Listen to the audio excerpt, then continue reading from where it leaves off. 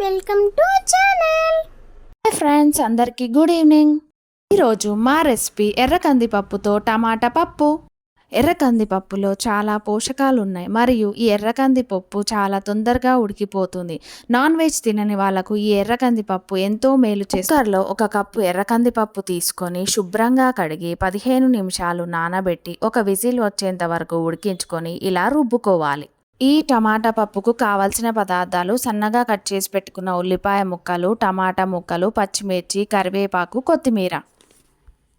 ఒక బౌల్లో 1 table spoon oil వేసి ఆయిల్ వేడెక్కాక అందులోకి 1 టీ స్పూన్ ఆవాలు, 1 టీ స్పూన్ జీలకర్ర, సన్నగా కట్ చేసి పెట్టుకున్న ఉల్లిపాయ ముక్కలు వేసి ఉల్లిపాయ ముక్కలు ఎర్రగా వేగిన తర్వాత సన్నగా కట్ చేసి పెట్టుకున్న పచ్చిమిర్చి, కరివేపాకు, కొత్తిమీర, టమాటా ముక్కలు వేసి కలుపుకోవాలి.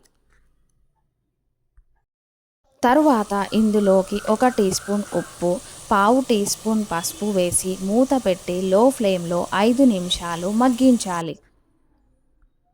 5 నిమిషాల తర్వాత ఈ టమాటాలు అనేవి సాఫ్ట్గా అయిపోతాయండి మరియు ఇందులోంచి ఆయిల్ సపరేట్ అవుతూ ఉంటుంది. ఇప్పుడు దీనిలోనికి రుచికి సరిపడా కారం మరియు అల్లం వెల్లుల్లి పేస్ట్ వేసి కలుపుకోవాలి. తరువాత ముందుగా రుబ్బి పెట్టుకున్న ఎర్ర కందిపప్పును యాడ్ చేయాలి. ఒకవేళ మీకు పులుపు ఎక్కువగా కావాలంటే ఈ స్టేజ్లో కొంచెం చింతపండు రసం యాడ్ చేసుకోవాలి. తర్వాత దీనిలోకి సాంబార్ పౌడర్ మరియు ధనియాల పొడి యాడ్ చేసుకోవాలి.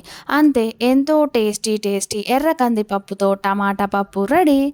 ఈ పప్పు వేడి వేడి అన్నంలోకి చాలా టేస్టీగా బాగుంటుంది.